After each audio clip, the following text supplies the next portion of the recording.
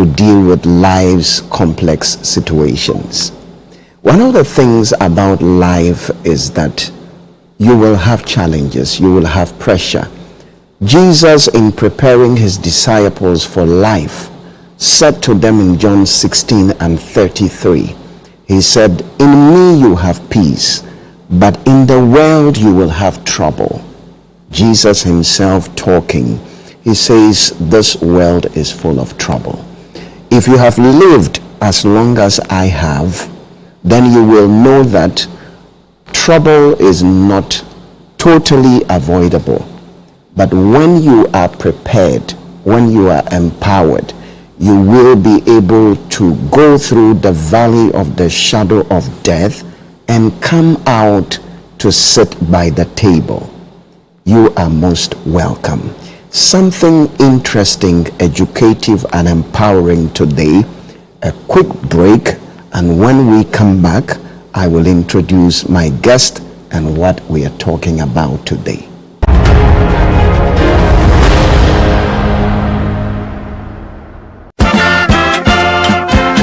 We are gearing up for the trip of a lifetime. Heritage Caravan 2026. From 1st to 8th March 2026, 8 days, 14 regions, one legendary caravan. We're touring Ghana in the most spectacular way on the Heritage Caravan, exploring the beauty, history, and stories that make our nation unique. Rolling out from Greater Accra through Eastern and OT up north to the Northern and Upper East and all the way to the Western region, hitting iconic destinations across Ghana. The Heritage Caravan 2026 will be fun, educative, refreshing, and most of all, remarkable. Stay connected. Follow Channel 1 TV and 97.3 City FM across all social media platforms for updates and join the conversation using the hashtag Heritage Caravan 2026. The Heritage Caravan 2026 is powered by Channel 1 TV with support from City FM. And it's proudly sponsored by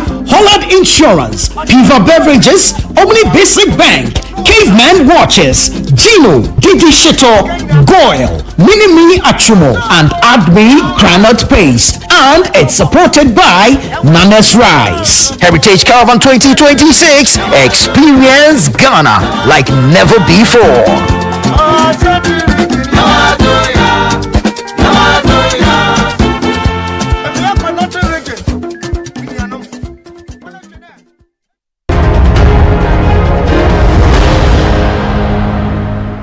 Welcome back. 64% of living people experience difficulties in setting boundaries. Research also says 72% feel guilty after they have successfully set their boundaries. It is very important that you learn to set boundaries in order to be functional in life, to live a productive life and a good life in 2026. We want to learn today how to set boundaries without feeling guilty.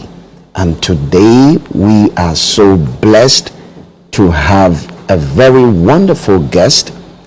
For me, she is one of the finest counseling psychologists in Ghana, if not the finest. She is a psychologist, an educator, astute academic, and a wonderful person. Professor Hannah E. Akwe, you are most welcome. Thank you very much, Bishop. We are so glad to have you help us talk about this all-important topic, setting boundaries. Prof, what are boundaries and how important are they to our productivity in life? Boundaries are like invisible walls that is not meant to keep somebody out, but it's like it ends with you. So walls that show where you end and where I begin. Okay. or where I end and you begin. Because if those ones are not there, I will walk and bump into you. So those are like invisible things. And they are necessary because we are individual people within a community. We are not fused. If we were fused, it would be hard to separate us. You have your uniqueness, I have my uniqueness. You have your preferences, I have my preferences. You have your strengths, I have my strengths.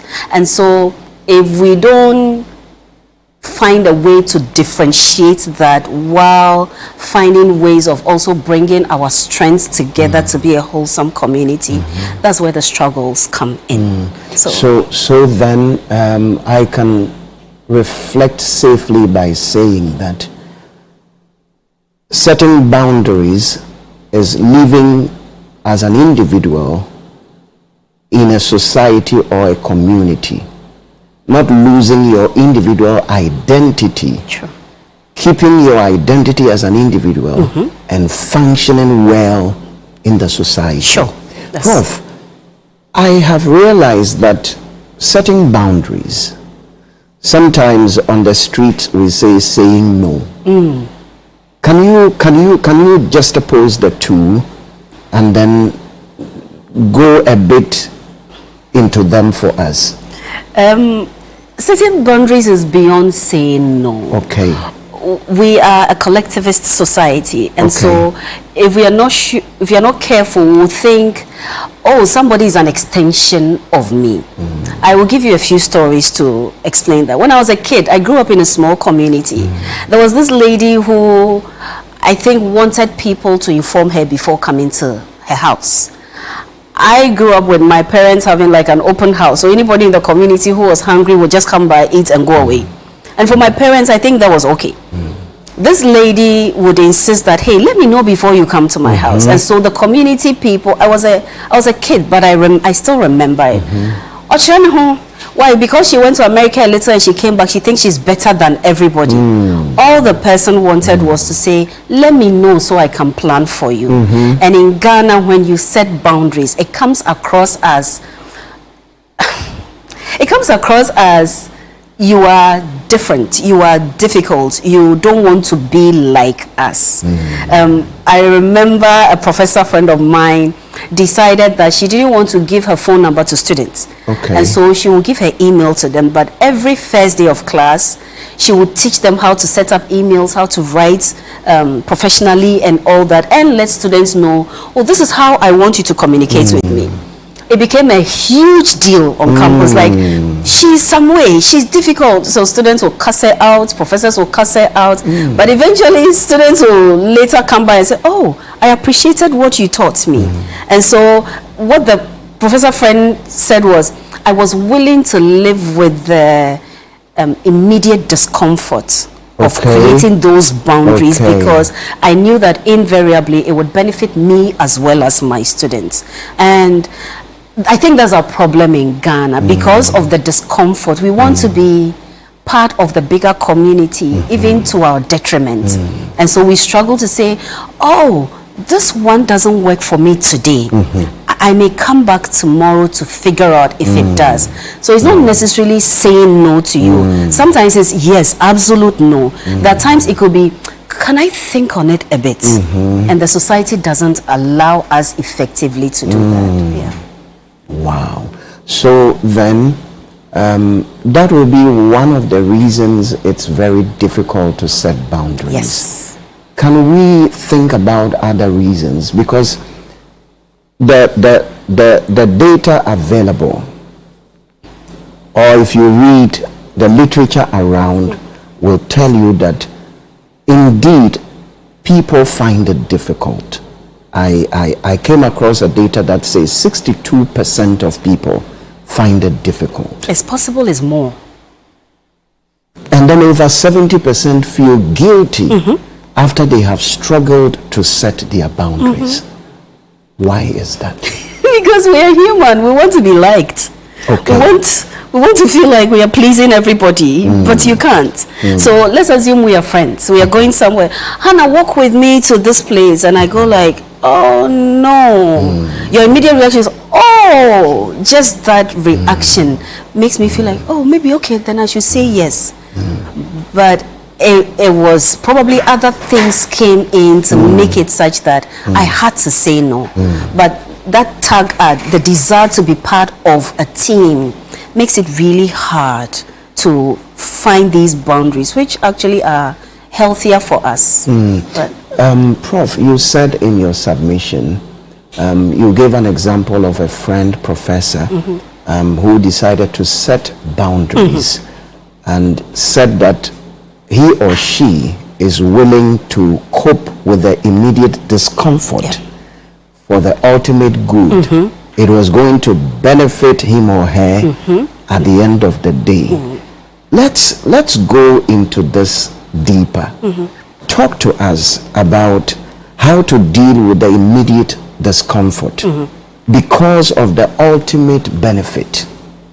Please talk to us. maybe because I have had therapy for long, there are things I can label easily. What I discover with clients is that whole thing of, no, it's not acceptable in my home. But it also, you need what we call differentiation to grow.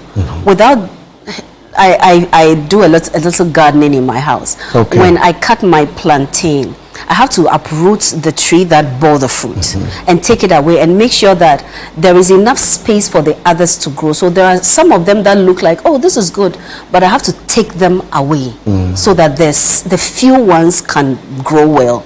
And I think boundaries is like that too. So if we learn to teach people that, hey, it's actually healthy for you and you are okay saying no. So far as you stick to it, you have genuine reasons. You don't have to give up your you for somebody else, because when you do that, that's abusive. Because again, that one leads into burnout, because there's that festering underneath it of saying, I'm so tired, but I can't say I'm tired. I'm exhausted, but I can't say I'm exhausted. They are pulling me. They want me to attend every funeral. I really don't want to go, but if I don't go, maybe there's a benefit to it that they will deny you of. And we know how to guilt people into doing what we want, but it's not healthy because it leads to serious burnout. And some people have been committed to a psychiatric hospital because of their inability to say no. So, at all cost, whatever the cost is, we have to learn to set boundaries. And like they say on the street, we have to learn to say no. You have taught us that setting boundaries goes beyond saying no. So I understand that it's a bit technical. We need to, it's like a skill that we have to learn. I have discovered something in Africa, Prof, that because of the extended family system, people find it difficult rising. We are 5 in a family. I am employed. I get 200 Ghana. I share it. How do you so we stay at the same level for a very long time. Whereas if I learn to set boundaries, financial boundaries, I can do savings, investments, help the next person who can rise to my level, help the next person. So looking at our society, I'm not saying there's anything wrong with our society, but what I'm saying is that there are things we can do to thrive in that system. Prof, it's very dicey. Looking at what you said from the beginning, that you need to be an individual in a group. Don't lose yourself in the group. So then it makes me understand that in your marriage, you need to set boundaries. In your friendships, you need to set boundaries. Even at the workplace, you need to set boundaries. Prof, help us. How do I set boundaries in a home, in my marriage? The woman I am joined together with, That will be a very difficult task. But how do I do that? First of all, in my marriage, in my friendships, and in my workplace, how do I set boundaries? It's dicey because we have a culture that doesn't allow that. I had a client, well, it was a couple, and the guy is ebullient. He's all at the life of a party. He's out there. Everybody loves him. And the wife is very conservative. And so the wife recharges by herself. The man recharges by people. And it was so hard. They had just had 2 kids. It was so hard that anytime the woman wanted to go to the bathroom, the man would follow with talking. And she struggled to say, no, I just need some peace of mind. And she realized that the kids were doing the same. And so in therapy, we explored that. And I had to put boundaries there. I said, anytime she goes to the bathroom, don't, because if you follow her, then the kids feel like, mommy, mommy, mommy. So she always feels like, it starts emotionally. And if you're not careful, within a short time, that's where divorce communications come in, and doesn't need to be. And so the gentleman was like, I really appreciated his maturity. It's like, oh, I didn't think about, okay, no wonder when we do this. And so they will have like weekends alone because the kids could go to the grandparents, and the agreement was he wants to be with his friends. So go, leave her in the hotel room. Then when you come back in the evening, she's recharged enough that she can engage with you, spend time with you, you go out. So they tried that, and the marriage is really thriving. Awesome. And so that's something that can happen in marriage, but you have to have 2 mature individuals to recognize that your personality is different from mine. I recharge differently from the way you recharge. So how can you help me thrive so we can come together to flourish as one? Because the 2 shall be one. But in that oneness, there's still differences that we have to identify and recognize. So that's family. In friendships, friendships are a choice. It's not like family where you can say, I didn't have a choice. But I think people should choose their friends. And it's not everybody who has to be your friend. So I have friends who know that when it's raining, I'll go outside and play. So when they are talking with me and it starts raining, they know I'm going to stop the conversation. That's how healthy friendships should be. There are friends who know that, okay, we have like once a quarter outing. And when it's 8:30, Hannah will start yawning because she sleeps early. Or somebody else stays up late, so they will stay up till midnight, and then before they go and sleep. I sleep early, I wake up early. So these are, I call them just respect. Respect for our differences, because I'm bringing something to the table. You're also bringing something, but I'm different. But you love me. So how can you love me in a way that allows me to grow to the best of my ability without you using your own desires to shut me down or keep me under, you know? It is getting so interesting, but we need to take a break. Prof is still here. Don't go away. Don't touch the remote control. We will be right back to give you wonderful tools and effective skills to live life better.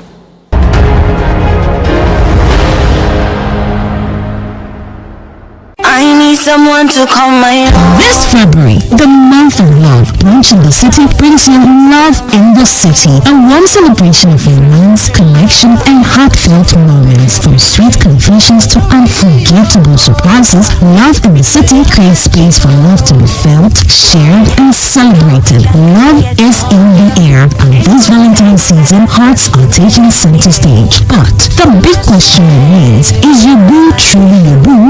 Well, join us from 2nd February to 13th February on Brunch in the City and let love lead the conversation. Love in the City. Let's put love to the test. Only 97.3 City FM. Love in the City 2026 is powered by City FM with support from Channel 1 TV, and it's proudly sponsored by Africa World Airlines, 4 Points by Sheraton, and Cream Bakery Russia.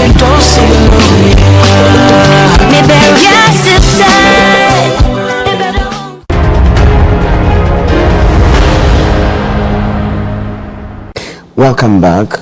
Professor Hannah Akwe has been helping us to talk and think about how to set boundaries. We have established the fact that it is necessary to set boundaries. Most times we feel guilty when we set boundaries. Why do we feel guilty? You need to, because when you set boundaries, you become more productive. The same people who will complain, the same people who will feel sad and who will react to your boundaries are the people that will benefit from your boundary. Prof gave an imagery I will want to recall. She said setting boundary is like building walls where my individuality ends and where yours begin.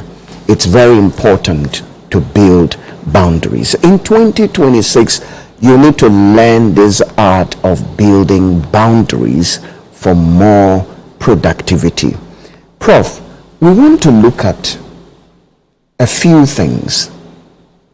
Emotional manipulation, family pressure. A lot of self-help books will tell you that give more than your best. Go beyond what your strength can afford. At what point should I say, no, this is becoming a workplace exploitation? I mean, I believe in giving 120%. But at what point is this known as workplace manipulation? Let's go deeper into setting boundaries in the workplace, and then probably you can go over even in friendships, how to set boundaries, and even in the home. So there's always a balance between support and expectation. In many workplaces, I think what we lack is they don't give you enough support, and yet they expect you to provide. If you don't give me the tools to work with, how do you expect me to work? Right. And so I encourage clients to have conversations with their bosses and say, hey, these are my expectations, or these are what you expect me to do. Everybody has a job description. I would love to work. I need this to be able to do this work effectively. Bosses will sometimes come back, you are just being lazy, you are giving excuses. The one before you was doing it. It's like, yeah, but I'm me. And that's always hard, because in Ghana we equate boundaries with respect and disrespect. And so if you say something, I go like, I can do this but I cannot do this, they say, she's so disrespectful. They're the ones who say they need a job, and when we give them a job they don't do it, and that is abusive, because that's exploitation. So I believe in, at the beginning of the week, let's find out what are you expecting me to achieve. Okay, then I can break it down day by day. This I can do comfortably. This one, I will need you to give me this. And so I again encourage people, send emails. Learn to document these things, because we have ways of, if you're an internal processor, it means you think a lot in your head before you can speak one. Some people are external processors, so they talk fast, and that's very overwhelming. And their talking makes you feel like I'm not doing anything, and that's not healthy. That invariably leads into burnout. And so I think we have to learn to speak up for ourselves and not do or I'm afraid of being victimized. You are actually victimizing yourself if you don't speak up. So make a list of, I want to do this, I want to do this, I want to do this. How do you want us to achieve this? And then when you write those out, just 1 or 2 every day, do it really well. There are some people too who will just keep pushing things, and it's like, okay, I realize you find this very important. However, we wrote this, let me finish with this. Otherwise, I feel overwhelmed. We can do the same thing in friendships and in homes. Because I come in and I say, I want you to wash the dishes and then do this and do this. I have no problem saying, I want to do all that.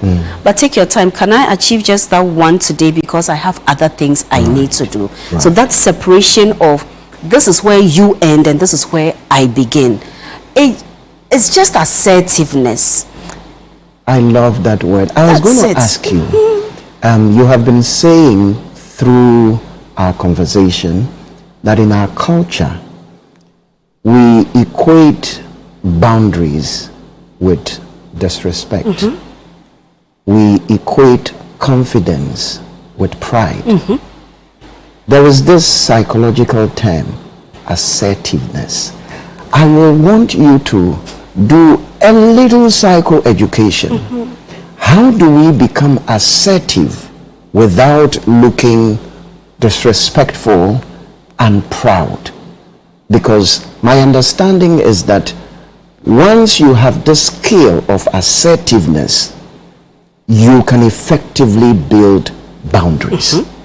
So assertiveness. Assertiveness is speaking the truth in a respectful but firm way.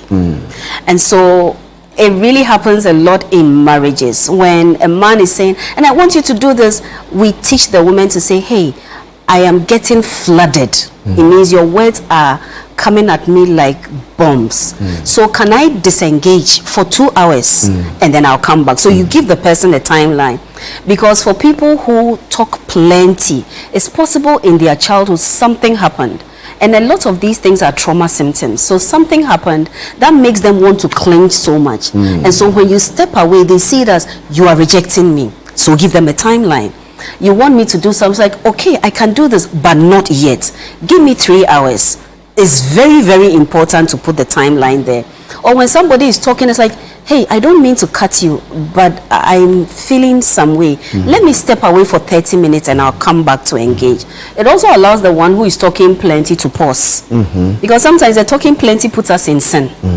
And so that becomes very necessary. We are gradually teaching our teachers that they should pause and allow the students to also speak up. Because you come, you accuse. The student is feeling like, oh, it's not true, it's not true, but I can't speak up. And so we shove it down them, and that's what leads our children into relationships that are abusive. Because they go and somebody is abusing them, but you have taught them from either the home or the school to shut up. And so they go out and anybody can do anything. People complain that Ghanaian students are timid when they go outside to developed countries. But we are smart, but our system doesn't allow us to grow well because they always want to shut us down. Maybe because it allows the adults to feel comfortable. But growth comes with discomfort. And so we have to learn to be okay with allowing people to speak up. Wow. All too soon our time is up. Prof. Hannah Akwe, thank you. Thank you for coming. Thank you for blessing our people. Let me say this to you in conclusion. Setting boundaries is not rejection. Setting boundaries is not because you don't want people, and it is not because you are proud, and it is not because you are insensitive, but it is just because I need myself. I need my individual self to function well in the community. When I do well, my marriage will thrive. When I take care of myself, my friendship will excel. When I am able to set good boundaries, I will be more productive in the workplace. So 2026, learn to set boundaries, and especially be assertive. Respectfully and lovingly speak up, express yourself, and say no when you have to say it. I am praying for you that this will be a unique and a different year. In Jesus' name, amen. See you next week. Bye for now.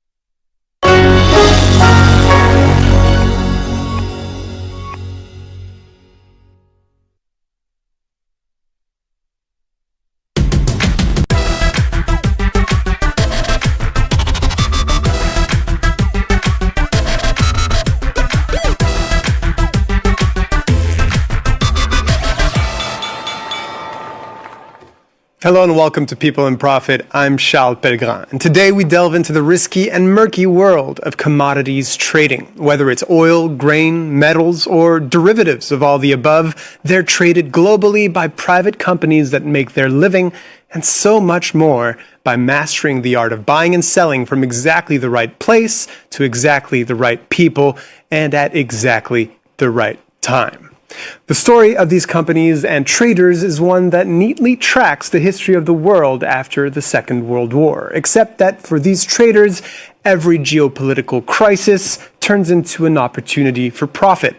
And that story has been beautifully told by Javier Blas and Jack Farchi in their book, A World for Sale, which also now has an official French translation. Author and Bloomberg columnist Javier Blas is our guest today. Thank you for being with us. My pleasure. Thank you for having me. So let's start at the beginning. This is around the time of post-World War II reconstruction. How did these traders and these trading companies end up holding so much financial heft when it used to be that the producers of commodities were the ones with all the power? What happened? Well, they were the first winners of the globalization. The war, and particularly the reconstruction of Europe, required huge quantities of natural resources. Remember that European integration started with an association for steel and coal, and the traders were behind all of those new developments, supplying the new materials that they were needed. And there was a need to connect more suppliers with more consumers that required middlemen. And that's how the industry started. And then we have several developments through the 20th century and the beginning of the 21st century, from the collapse of the vertically integrated oil companies, the nationalization of the oil fields in the Middle East, then the collapse of the Soviet Union and the emergence of China as a big consumers. And all of that benefited commodity traders. So you mentioned this is a story of globalization. How would you define the role of some of these trading commodities like Mark Rich and Co. That they played for developing nations? In the book, you use the example of Jamaica, which uses the services of these commodities traders to get their bauxite, which is used for aluminum, onto global markets. There are two very important questions for the commodity traders. One is that these are companies that they are buying and selling the actual commodities. They are not playing on the derivatives market, on the futures market, like in New York or in Chicago or in London. They are buying actual commodities, and they are selling the actual commodities, whether it's a barrel of oil, a metric ton of aluminum or copper, or a bushel of wheat and corn. For the developing countries, often they are the largest buyer of the commodities that they have to sell, but they provide more because often they act as financiers. And when these countries lose access to the global financial market because they are in a crisis, typically the commodity traders are they are the lenders of last resort. We have seen countries that they were unable to access the global financial market, whether it was tapping banks in London, in New York, or in Paris, that they were able to obtain credit lines with commodity traders. And then it's also where it gets interesting, because if you are the lender of last resort, you kind of become involved in global politics. You are saving countries. So the role of the commodity traders go beyond business and start to have a political shape. That's right. It's saving countries, but it's also kind of a savior of last resort. And they almost offer security the way that the mafia offers security. There's no other option. It's a very troubled relationship. You are right. When you have to ask money to a commodity trader, you have lost access to every other source of financing, and then they're going to impose punitive terms. They are going to make money, significant money.